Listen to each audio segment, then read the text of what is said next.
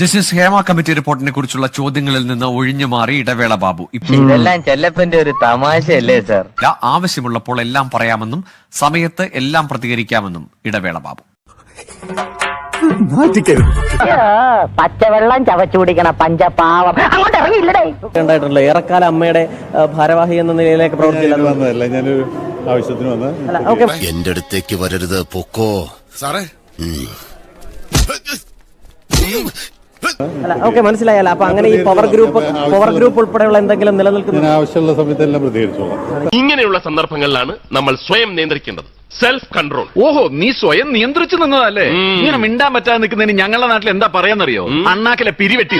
ഞാൻ പറഞ്ഞില്ല, ഞാൻ ആവശ്യമുള്ള സമയത്ത് പ്രതികരിച്ചോളാം. ആവശ്യം തോന്നുന്നില്ല, അതുകൊണ്ടാണ്. പിന്നെ വിളിക്കൂ, ഞാൻ ഒരുപാട് മീറ്റിംഗിലാണ്. അതെ ഓക്കേ. തൽക്കാലം പ്രതികരണത്തിനില്ല. ഇപ്പൊ ഈ ചലച്ചിത്ര അക്കാദമി ചെയർമാനെതിരെ ഉൾപ്പെടെ ആരോപണങ്ങൾ വരികയാണ്. ഞാൻ പറഞ്ഞില്ല, ഞാൻ ആവശ്യമുള്ള സമയത്ത് പ്രതികരിച്ചോളാം. ആവശ്യം തോന്നുന്നില്ല, അതുകൊണ്ട്. അന്യന്റെ ഭാര്യയെ മോഹിച്ചിട്ടുണ്ടെന്ന് അച്ഛൻ മനസ്സിലാക്കുന്നു. പരസ്ത്രീ ഗമനം. സുഗതൻ അന്യന്റെ ഭാര്യയെ അന്യന്റെ സ്വകാര്യ ജീവിതത്തിൽ ഇടപെടുന്നവനായിരുന്നു. പവർ ഗ്രൂപ്പ് ഉൾപ്പെടെയുള്ള എന്തെങ്കിലും നിലനിൽക്കുന്ന ആവശ്യമുള്ള സമയത്തെല്ലാം പ്രതികരിച്ചോളാം. ഇപ്പൊ തൽക്കാലം പ്രതികരണത്തിനില്ല. രാത്രിയോട് തെളിവുണ്ടായില്ല. പിന്നെ ഞാൻ കാശിനെ വിളിച്ചറിഞ്ഞു.